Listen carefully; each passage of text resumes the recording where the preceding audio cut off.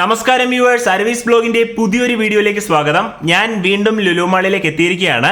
ഇന്ന് ഞാനൊരു സിനിമ കണ്ടു. നമ്മുടെ സ്വന്തം പൃഥ്വിരാജും പ്രഭാസും കൂടി തകർത്തഭിനയിച്ച പ്രശാന്ത് നീലിന്റെ ഡയറക്ഷനിൽ വന്ന സലാർ ഫസ്റ്റ് ഷോ നമ്മുടെ പാലക്കാടിലെ പ്രിയദർശിനി തിയേറ്ററിലാണ് കണ്ടത്. സെക്കൻഡ് ഹാഫിലെ ലാസ്റ്റ് ഒരു 40 മിനിറ്റ്സ് ശരിക്കും ആ പടത്തിന്റെ ഒരു ഹൈലൈറ്റ് തന്നെയാണ്. പൃഥ്വിരാജും പ്രഭാസും കൂടെയുള്ള കോമ്പിനേഷൻ സീൻസും ഫൈറ്റും ഒക്കെ വേറെ ലെവൽ എന്ന് തന്നെ പറയാം. പടം നിങ്ങൾ കണ്ടെങ്കിൽ അഭിപ്രായം ഒന്ന് കമന്റ് ബോക്സിൽ പറയണേ. അപ്പോൾ നമുക്ക് വീഡിയോയിലേക്ക് പോകാം. അങ്ങനെ നമ്മൾ ലുലു ഹൈപ്പർ മാർക്കറ്റിൽ വീണ്ടും എത്തിയിരിക്കുകയാണ്. അപ്പോൾ നമുക്ക് ഇന്ന് നേരെ പോകേണ്ടത് ദ കിച്ചണിലേക്കാണ്. ലാസ്റ്റ് ടൈം നമ്മൾ വന്നപ്പോൾ നമ്മൾ ബേക്കറി ഐറ്റംസ് ഒരു 3 ട്രൈ ചെയ്തുള്ളൂ.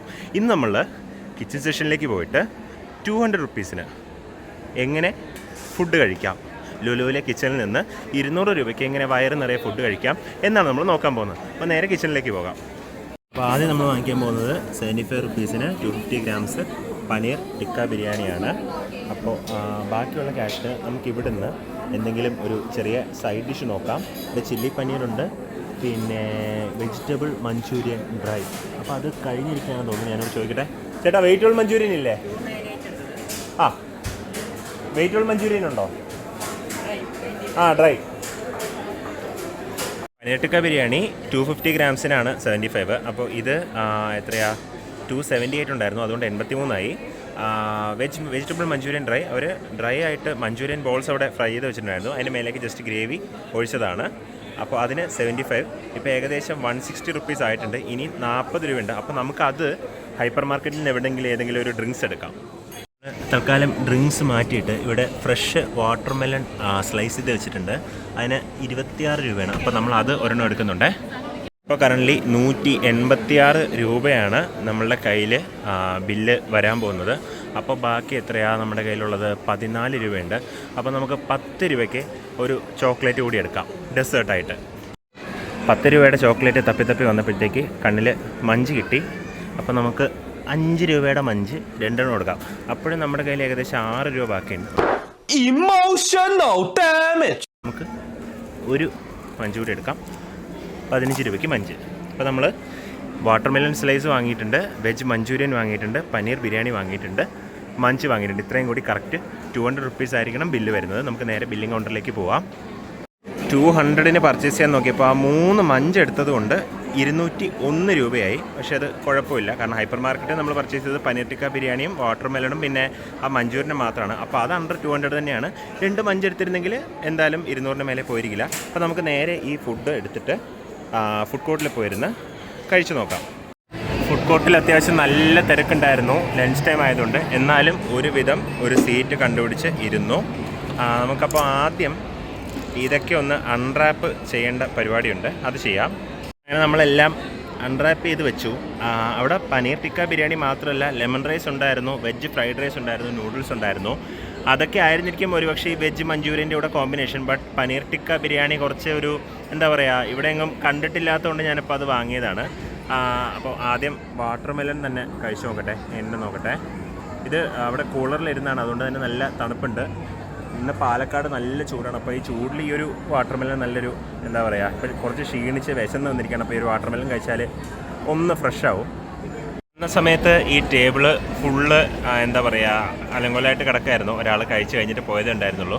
ബട്ട് ഞാനിവിടെ വന്നപ്പോൾ തന്നെ പെട്ടെന്ന് തന്നെ വന്ന് ടേബിളൊക്കെ നന്നായിട്ട് ക്ലീൻ ചെയ്തു. ഇതിപ്പോൾ ഞാൻ ഇത് തുറന്നപ്പോൾ വീണതാണ്, ടേബിളിലുണ്ടായിരുന്നല്ല. വളരെ സ്പോട്ട്ലെസ് ആയിട്ടാണ് ഇവിടെ ഇപ്പോൾ സർവീസൊക്കെ നടന്നുകൊണ്ടിരിക്കുന്നത്. അതെന്തായാലും നല്ലതാണ്. അപ്പോൾ ആദ്യം ഞാൻ ഈ വെജ് മഞ്ചൂരിയൻ ഒന്ന് കഴിച്ച് നോക്കട്ടെ. ഇതിൻ്റെ ഈ ബോൾസ് സെപ്പറേറ്റ് ഫ്രൈഡായിട്ട് വെച്ചിരുന്നതാണ്, സോസ് സെപ്പറേറ്റ് ആയിരുന്നു. രണ്ടും കൂടെ നമ്മൾ പറയുമ്പോഴാണ് അത് മിക്സ് ചെയ്ത് തരുന്നത്. ഞാൻ എങ്ങനെയുണ്ടെന്ന് കഴിച്ച് നോക്കട്ടെ. ആ സോസിനാണോ അതോ ഫ്രൈ ചെയ്ത ആ മഞ്ചൂരിയൻ ബോളിനാണോ എന്നറിയില്ല. എന്തിനോ ഒന്നിന് അല്ലെങ്കിൽ രണ്ടിലും ഉപ്പ് നല്ല കൂടുതലാണ്. എരിവ് മധുരം അതൊന്നുമല്ല, ശരിക്കും ഉപ്പ് മാത്രമാണ് ഒരു ടേസ്റ്റ് എന്നുള്ളതിൽ ഇത് അറിയാൻ പറ്റുന്നത്. ഗ്രേവിയുടെ കൺസിസ്റ്റൻസിയൊക്കെ കൊള്ളാം. അത്യാവശ്യം സ്പ്രിംഗ് ഓണിയനും ഉള്ളിയും ജിഞ്ചർ ഗാർലിക് എല്ലാം ഇട്ടിട്ടുണ്ട്. പ്രിപ്പയർ ചെയ്തിരിക്കുന്നത് നല്ല രീതിക്കാണ്. ബട്ട് ഫ്ലേവേഴ്സ് അത്രയ്ക്ക് ബാലൻസ് അല്ല, ടേസ്റ്റ് അത്ര ബാലൻസ് അല്ല. അതുകൊണ്ട് തന്നെ ആ ഒരു ഉപ്പ് മുമ്പിൽ നിൽക്കുന്ന കാരണം ഇത് അത്ര കൂടുതൽ കഴിക്കാൻ പറ്റുമെന്ന് എനിക്ക് തോന്നുന്നില്ല. ഇതിലിട്ടിരിക്കുന്ന മഞ്ചൂരിയൻ ബോൾസിൽ മെയിനായിട്ടും ക്യാബേജ് തന്നെയാണ് ചേർത്തിരിക്കുന്നത്. ക്യാബേജും മൈദയും വേറെ എന്തൊക്കെയോ കുറച്ച് ബൈൻഡിങ് ഏജൻസും കൂടെ ഡീപ്പ് ഫ്രൈ ചെയ്തെടുത്തതാണ്.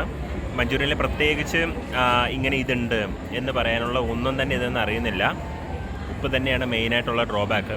ഉപ്പ് കുറച്ച് കഴിഞ്ഞാൽ അല്ലെങ്കിൽ പ്ലെയിൻ വൈറ്റ് റൈസിൻ്റെ കൂടെ ബസ്മതി റൈസ് എന്തെങ്കിലും കുക്ക് ചെയ്തിട്ട് അതിൻ്റെ കൂടെ ഇതൊരു പക്ഷേ നല്ലൊരു കോമ്പിനേഷൻ ആയിരിക്കും. നമ്മൾ 2 ഐറ്റം മാത്രമേ ട്രൈ ചെയ്തിട്ടുള്ളൂ. അതിലൊരെണ്ണം ഫ്രഷ് ഫ്രൂട്ട്സ് ആയിരുന്നു. മഞ്ചൂരിയൻ സാഡ്ലി ഡിസപ്പോയിൻമെൻ്റ് തന്നെയായിരുന്നു. ഇനി ഈ റൈസിൽ കാണുമ്പോൾ എനിക്ക് പ്രതീക്ഷയുണ്ടോ എന്ന് ചോദിച്ചാൽ കുറച്ച് പ്രതീക്ഷയുണ്ട്.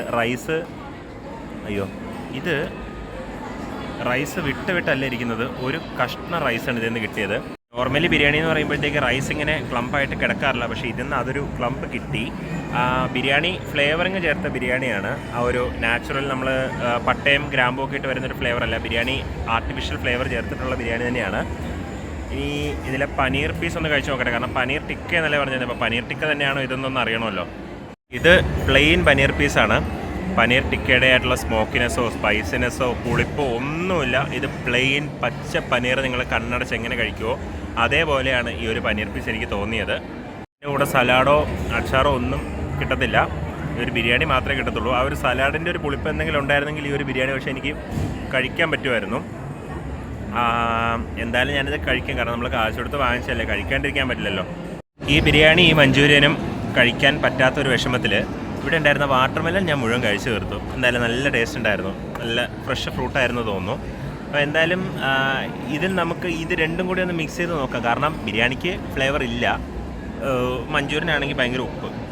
നമുക്ക് എന്തായാലും ഇത് കുറച്ചൊന്ന് മിക്സ് ചെയ്ത് എന്താ അവസ്ഥ എന്നൊന്ന് നോക്കാം. കഴിച്ചു നോക്കട്ടെ. ഒരു ഇൻഡോ ചൈനീസ് ഫ്യൂഷൻ അത്രയ്ക്ക് മോശമാണെന്ന് ഞാൻ പറയുന്നില്ല. കാരണം ഇതിൻ്റെ കുറവുകളെ ഇതും നന്നായിട്ട് കോംപ്ലിമെൻ്റ് ചെയ്ത് പോകുന്നുണ്ട്. ബട്ട് എന്നാലും ഞാൻ നിങ്ങൾക്ക് ഇവിടെ വന്നു കഴിഞ്ഞ് നിങ്ങളൊരു ടൈറ്റ് ബഡ്ജറ്റിലാണെങ്കിൽ ഈ 2 സാധനവും വാങ്ങിക്കേണ്ട. വാട്ടർമെലൺ വാങ്ങിച്ചോളൂ. വാട്ടർമെലൺ അവിടെ ഇരിക്കുന്ന പൈനാപ്പിളൊക്കെ വാങ്ങിച്ചോളൂ. നല്ല ഫ്രഷ് ആയിട്ടുണ്ടായിരുന്നു കാണാൻ. ഞാൻ വാട്ടർമെലൺ എടുത്തു, അത് മുഴുവൻ കഴിച്ചും തീർത്തു. പിന്നെ ഞാൻ സൈഡിൽ വാങ്ങിച്ചു വെച്ചിരുന്നത് 3 മഞ്ച് വാങ്ങിച്ചുകൊണ്ട് തൽക്കാലം ഇന്നത്തെ ഉച്ചത്തെ വിശപ്പ് ഈ ഒരു മഞ്ച് കഴിച്ച് അടക്കാനാണ് എൻ്റെ പ്ലാൻ. റൈസ് അങ്ങനെ വെച്ചിട്ട് പോകാൻ മനസ്സുവരാത്തതുകൊണ്ട് ഇതിനകത്തുള്ള പനീർ പീസ് കഴിക്കാമെന്ന് പറഞ്ഞിട്ട് ഞാൻ കുറച്ച് നേരമായിട്ടിരുന്ന് ചെയ്യുന്നുണ്ട്. ഇനി അതൊന്നും എനിക്ക് ഏകദേശം ഒരു 4-5 പീസ് പനീർ കിട്ടി. ഇത്രയും വലുത്.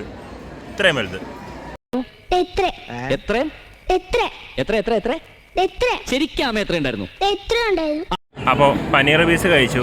ഈ മഞ്ചൂരിയനിലുള്ള ബോൾസ് എനിക്ക് കഴിക്കണമെന്നുണ്ട്. പക്ഷെ അത് കഴിച്ചു കഴിഞ്ഞാൽ എനിക്ക് ഡീഹൈഡ്രേഷൻ സംഭവിക്കും. അത്രയ്ക്ക് ഉപ്പുണ്ട് ഇതിനകത്ത്. അപ്പോൾ ഇനി ബാക്കിയുള്ള 3 മഞ്ചിൽ 1 മഞ്ച് ഞാൻ കഴിച്ചിട്ട് ബാക്കി 2 മഞ്ച് എൻ്റെ ബാഗിൽ വെക്കാം. അത് വഴി ഏതെങ്കിലും കുട്ടികളെ കാണുകയാണെങ്കിൽ അവർക്ക് ഞാൻ കൊടുക്കും.